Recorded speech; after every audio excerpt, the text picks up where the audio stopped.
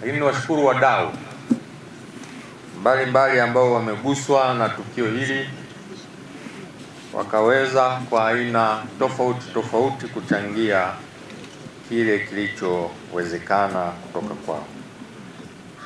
Niendelee pia kutoa pole wananchi walioathirika na kadhia ile ya mvua na upepo mkali.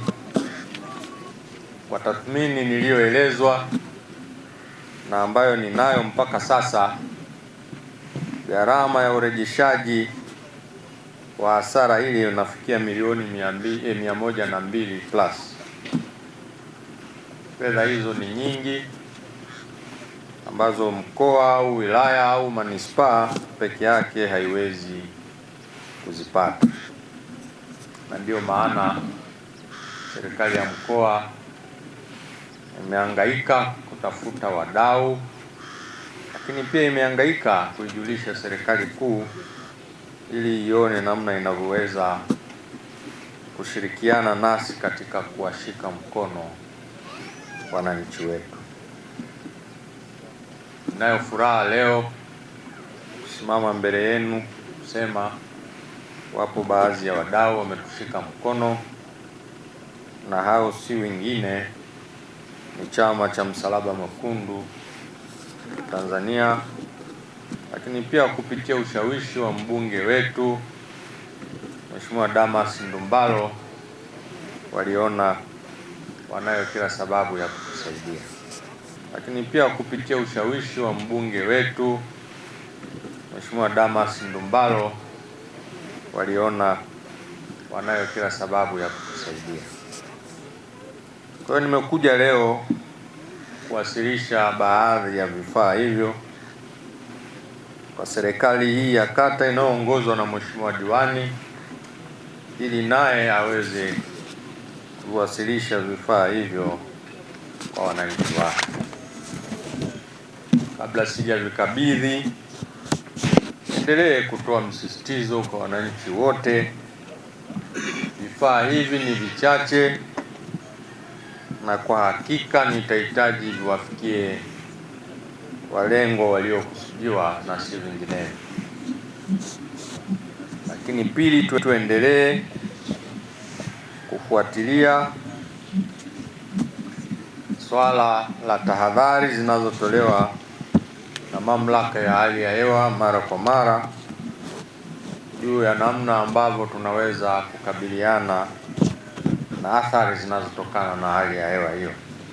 Haya ni majanga ya kiasili, wakati mwingine hatuwezi kuyazuia, lakini tunapokuwa na taarifa sahihi kutoka kwenye mamlaka tunaweza tukapunguza madhara, pengine hata na sisi wenyewe kwa kujihifadhi kwenye majengo yenye uhimilivu wa hali hizo za hewa ninazosema.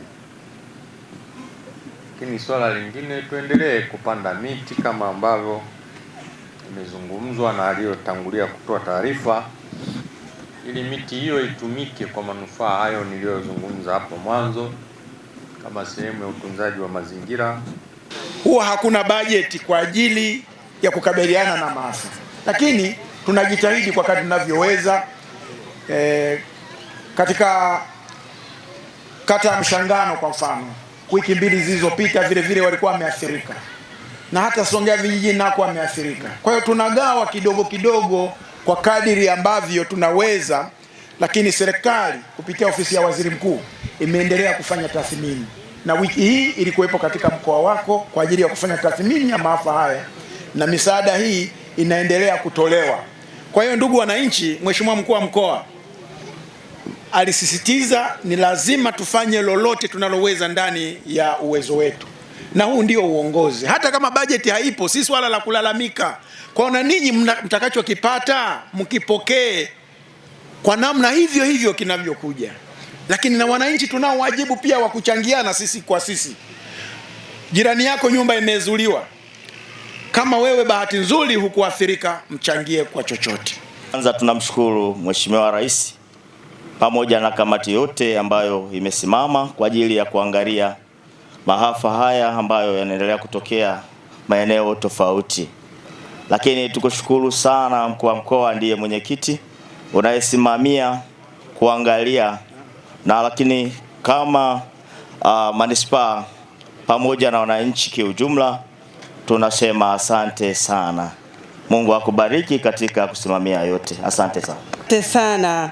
Mwenyezi Mungu awabariki. Mmesikia kilio changu. Nilipotoa tu taarifa uliweza kuwasili mara moja, na kamati yako yote ya wilaya hadi mkoa tulishirikiana bega kwa bega, na mpaka leo umeona ni vyema zaidi uwasili katika kata yangu tena ya Tanga kuleta msaada kama huu.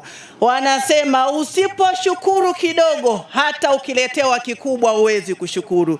Mimi binafsi yangu kwa niaba ya wananchi wangu wote wa kata ya Tanga tunasema asante sana, usituchoke, uendelee kutupokea. Asante sana. Imebaini kuwa jumla ya nyumba 127 zenye zilizoathiriwa kwa viwango tofauti tofauti.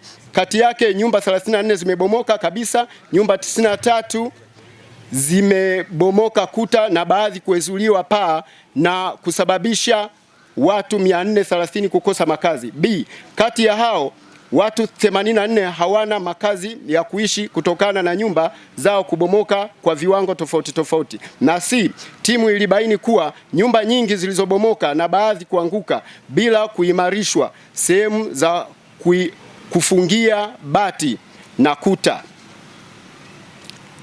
Hali ilivyo sasa hivi tunavyozungumza, hali ilivyo kwa sasa katika halmashauri ya manispaa ya Songea ni shwari. Viongozi wote wa mkoa wakiongozwa na Mheshimiwa mgeni rasmi Brigadier Generali Ahmed Abbas Ahmed wamefanikiwa kupokea misaada mbalimbali kutoka shirika la Msalaba Mwekundu, magodoro 200 na mablanketi 200 na wadau wengine wanaoendelea kuchangia vifaa vya shule kwa wanafunzi walioathirika ili wananchi hao waendelee na harakati za maisha ya kila siku.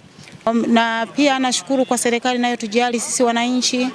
Tumeiona serikali yetu kitupigania na kila siku kitutembelea na kuangalia jinsi tunavyoendelea. Hususan nyumba zilizoharibika sana na bati zilizokuwa zimeathiriwa. Basi kwa sababu serikali yetu ni sikivu, tunaamini hata kabla ya ndani ya muda mfupi tunaweza tukatekelezewa kile ambacho tathmini iliyofanyika ya shilingi milioni 102 kwa ajili ya kutoa pole kwa ajili ya sisi waathiriwa wa hili tukio.